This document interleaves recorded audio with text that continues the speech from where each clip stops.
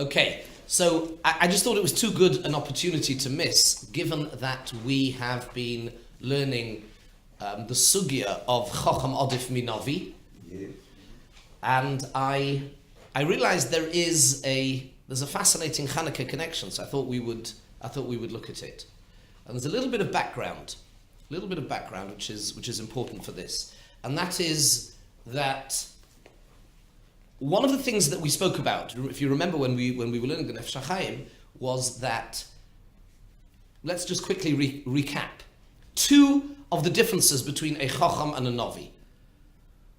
A Navi cannot access his Nevuah at will. It is very much time-bound.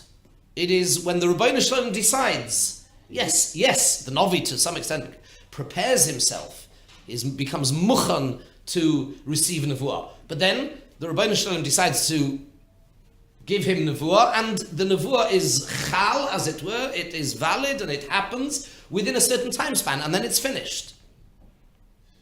Whereas a chacham can access their chachma and utilize their koach of chachma at any time. If you think about it, and again, time won't really permit today. That's the difference between the two phrases. Eis uzman. Lachol eis uzman. Just something to think about. Is it not interesting that in Bayis Rishon, where we had nevuah, and yet there was the chachamim, or the neviim rather, the neviim did not succeed, if that is the right word, to institute any Yomim Tovim. It's a fascinating. Nevuah departs, we leave, we've got no more Nevuah, and then we get two Yomim Tovim. The Chachomim are able to imbue Zman with a measure, a quality of eternity, and to institute Yomim Tovim that will be forever. Lo Netzach. Teshuosam ha'yisal ha'netzach, certainly Purim, and according to some Midrashim Chanuka as well. Is that not interesting? Again, it's a manifestation of this idea, this concept of Chacham Adif Manavi, the Chacham being able to achieve, to imbue, even into Zman itself, the koach of eternity. That's just a thought to start us off. The first bit you've got here is the Bnei Yissaschar earlier on, and I'm just going to run through it because it's really just to set the scene for us. This is in Ma'amad Daled Ois Hey, and skip the first paragraph and go to where it says, let me just find the right place. Hold on, V'ne'emar or V'noimar. Hold on a second, let's just find the right place here.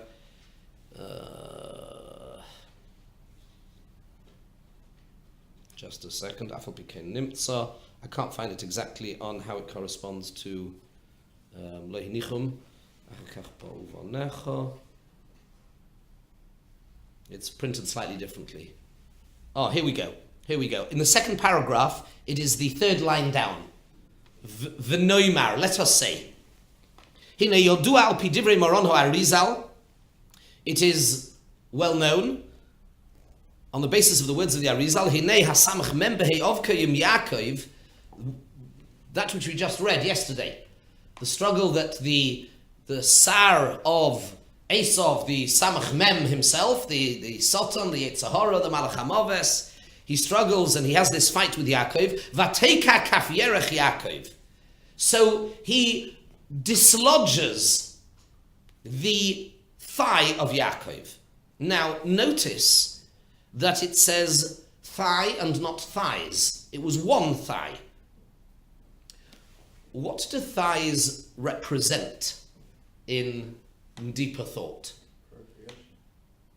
The two midos of Netzach and Hod, respectively.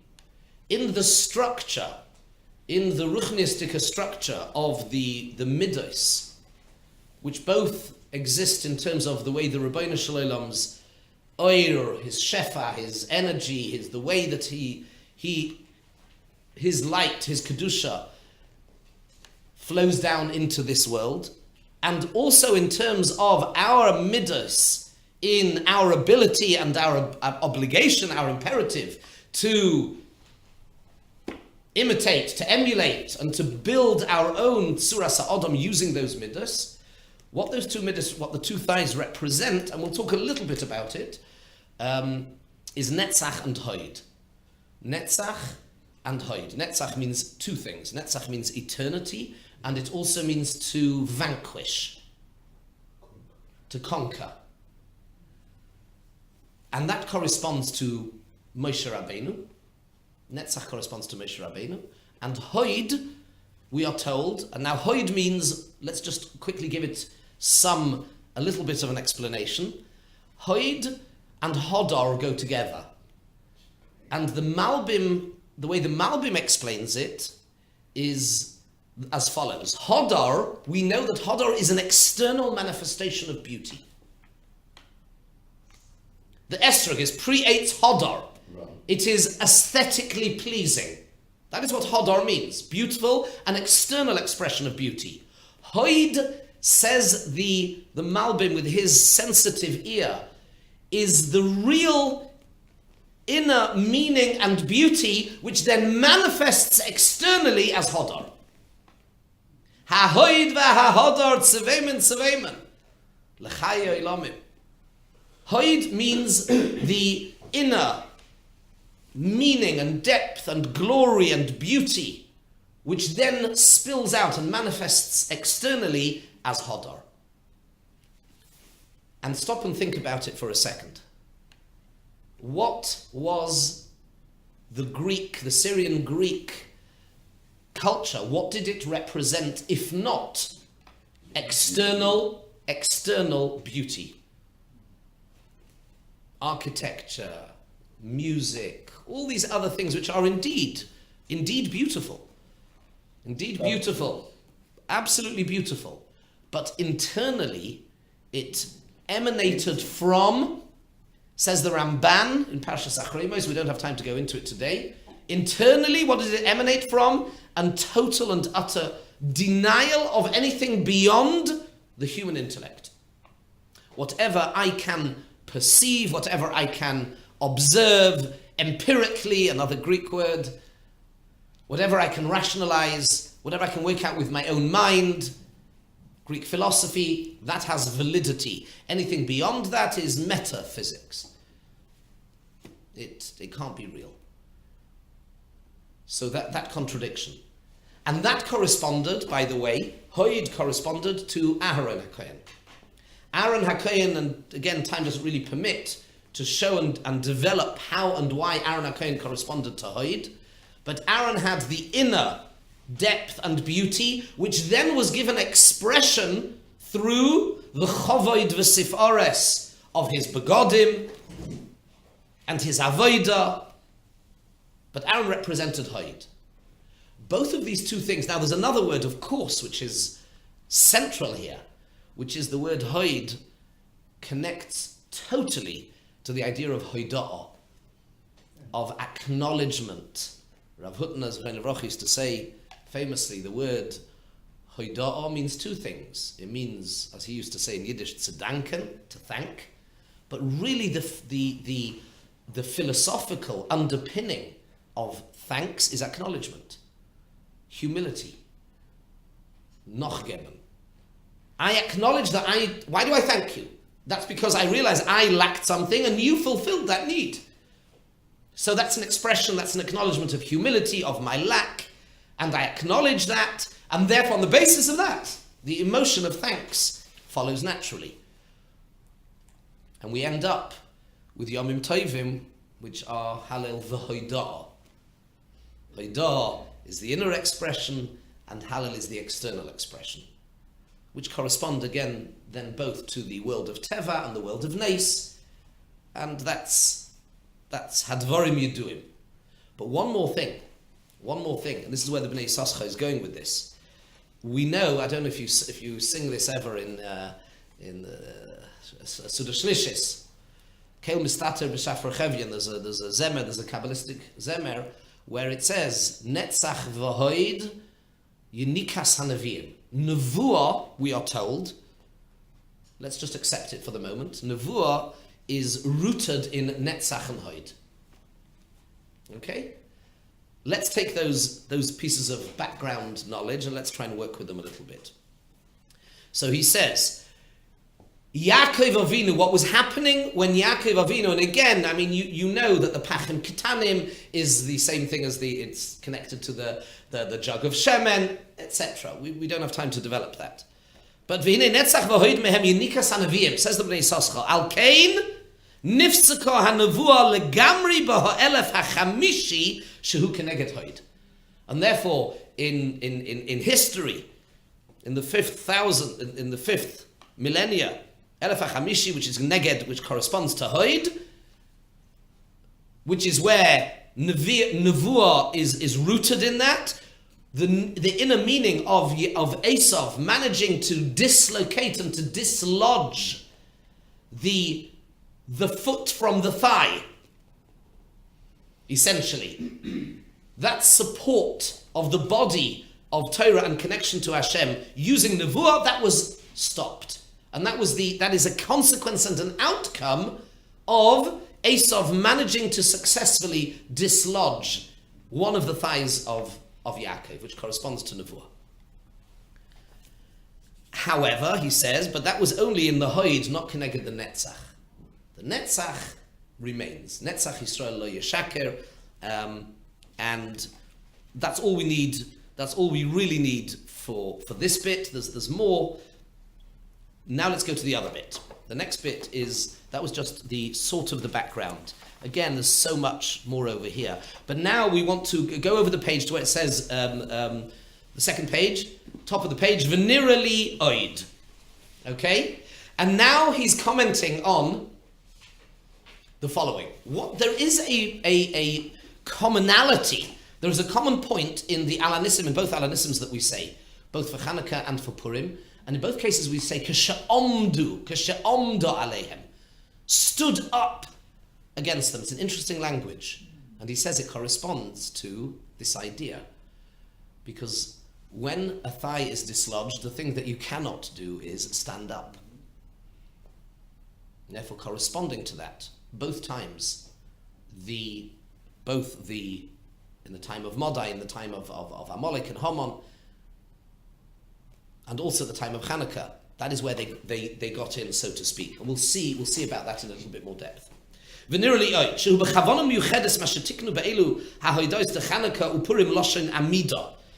Therefore he says, it seems to me that it is very specific and very deliberate why in both of these Hoidos there is the language, the Lashon of Amidah. V'omer, and I shall say, it is well known that which the Zohar writes, Hasoid ki noga b'chaf yerech Yaakov v'nifgam hahoid. The Sultan managed to dislodge Yaakov's thigh, as we said, and the hoid was dislodged. V'hinei netzach v'hoid trein palge gufa ubahadei hutzalok karba. These are the two thighs. Al kein nistaklo hanavuah zman rav kol kach b'goluseinu golos Edom. Therefore, in this golos Edom, represented by the Sar Shel Esav, we lost that connection to Hashem. But here comes the beauty, as we'll see. We lost one thing, but we gained something greater. Chacham Adif Manavi. What happened was the flowering of Torah Sheba'al Peh. Davka then, at the time when Nevuah was taken away. Chacham Adif Manavi. And we end up with not one, but two Yomim Tovim, at a time where there is no more Nevuah. Ukvar yodato, and it is, you already well know, ki hanu train moyadim Chanuka upurim shetiknu achachomim halohem tikunei netzach v'hoid. This is well known. V'zehu beremez masha omru Rabbi Seinu zal chacham adif minavi. Ki hanevuah, the nevuah comes from netzach and hoid. Nistal kalidei hapgam, but the chachomim beruach kodsham osu v'tiknu l'shem u'letehila hanu train moyadim l'saken netzach v'hoid. The chachomim, as a result of there being no nevuah, we were challenged. We were challenged in terms of our relationship with the Rabbeinu Shalom, whether it was an eternal one or not. And therefore we end up with a Purim, Teshuasam ha'yisalom netzach, v'sikvasam b'chol dor v'dor. The eternity of that relationship. And then we get challenged Again, about the uniqueness of the relationship, but here it's more subtle, here it's different. Here it's about we are attacked on our own grounds, on the grounds of beauty and of wisdom. And the Greeks are very close to home. They do have beauty. It's called beauty. Yaft Elokim leyefes. HaKadosh Baruch Hu granted beauty to Yefes. And it even has a legitimate place ba'al le'shem in our tents. Sefer Torah being written in Greek, etc., as the Gemara says in Megillah. At the same time, it's choshech. The pasuk at the beginning of the Torah, the third Golus, choshech. Choshech is Yavan. So it's beautiful and it's dark. Sometimes I give the shir, I call it black beauty. It's exactly what it is. And the Zohar, then he brings a long Zohar, which I won't go through with you in detail. You can have a look over here. He talks about he says an amazing thing. What does the Rebbeinu Shalom say to the Nachash? He says, Al Gechoincha Telech. The Nachash had legs. This is its revenge on us. The Nachash had legs, used to have legs, but then the Rebbeinu Shalom took away both of its legs, both of its thighs. And now it slithers along on its belly. Al Gechoincha Telech. And therefore it wants to get back at us. Its Malach wants to get back at us and remove and dislodge our support, our thighs. That's what it's trying to do. And he succeeds at some level, as we know, in different ways. One of the ways to understand it is the Tamchin Doiraisa, the Zohar says, is the financial support for Torah. And the other way is, as you said before, the thigh, Midas HaYesod, Bris Milah, Kedusha. And therefore the Rambam writes about Chanuka, what happened. They were gozer, b'mamoinom u'bibnei sehem. Money, they decreed against our money. Ubibnei sehem, and there was this horrible decree that you know, that a Kala had to be first with a Greek officer. Same thing. Harking back to Shechem and Dinah, etc. These were the twin things. Again, they both relate to the Sheikh, the financial support, and also the Kedusha. These are the two things. And they both stem from a denial of the divine. External beauty, Hodor, maybe, Yafta Lekim Leyefes, but no hide, no real inner dignity and beauty. Hence the Malach attacking Yaakov's Giranashe. Correct. Absolutely. Very good. And therefore I'm going to hurry you right along because we're not going to get through all of this. Therefore get to the Harei Shalcha Lefanecha. Where does he go? Where does that go? I didn't. Harei Shalcha Lefanecha. On page 3, go to page 3, and it is 4 lines down, the beginning of the line. And what was up until then was just the translation. I've really translated and explained the Zohar for you. And this is the last piece. And there's a beautiful remez right at the end, we'll see. Harei Shalcha Lefanecha. Okay,